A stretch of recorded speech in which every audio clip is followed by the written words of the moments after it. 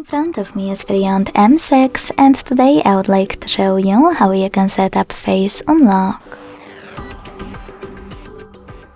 Begin by opening settings and scrolling down to access security.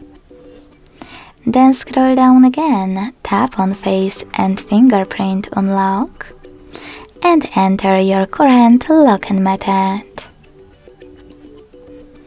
Following that, click on Face Unlock section, select More at the bottom right corner or simply scroll all the way down and click on I agree. Then get ready, select Start at the bottom right corner, keep your face in frame and follow all of the instructions available on your screen. Then select Done.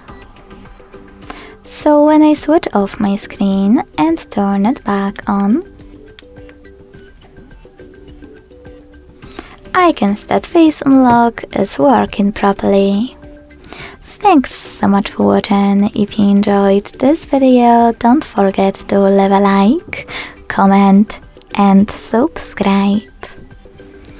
Bye!